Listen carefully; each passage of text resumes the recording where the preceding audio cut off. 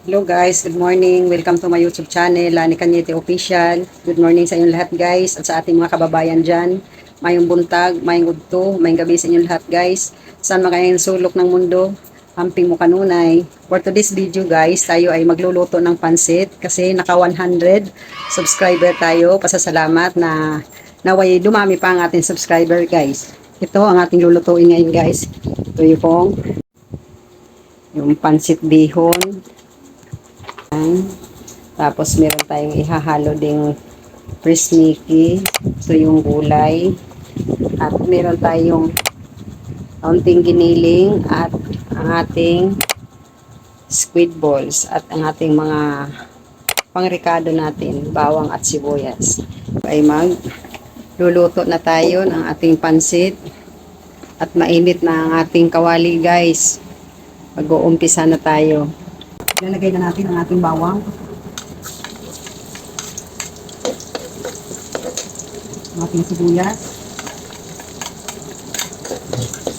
Ang ating giniling, ilalagay na rin natin. Para ating matakpan na siya. Pag medyo nag-brown na rin, saka natin ilagay yung ating gulay. Kasi handa na natin yung gulay natin para pag nag-brown na ito, sarap yung talagay natin. Atin muna siyang halo-haloin para mag-brown na siya. Saka natin ilagay yung ating gulay. Nakatuwa naman, naka 100 subscriber na ako. Kaya sabi ko, magluto tayo ng pansit para mas lalong dumami ang ating subscriber. Brown na guys ang ating karne, ang ating delivery. Ilalagay natin ang ating gulay. Lagyan natin ang paminta.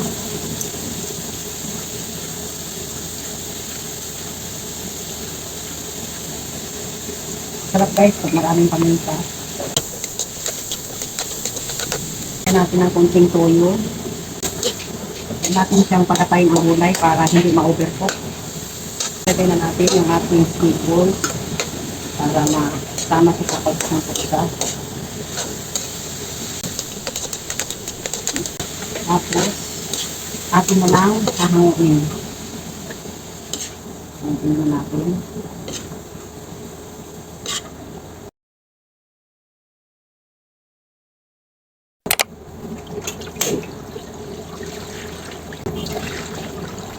Atin mo natin siyang pabubilakin. Nailagay na natin yung ating bihon.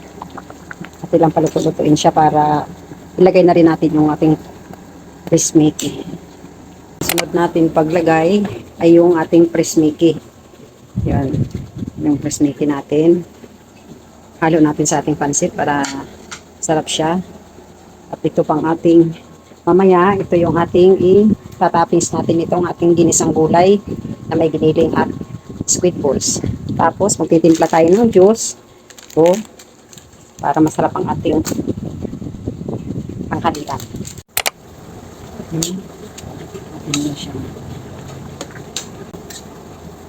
Pag naghiwag-hiwag na ito lahat, saka natin ilagay ang ating miki. So, natin ilagay ang ating fresh miki. Halo natin dito.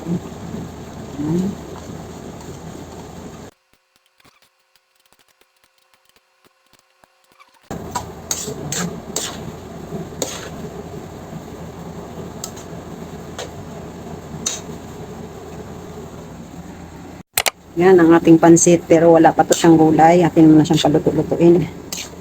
Ayan natin ang ating gulay.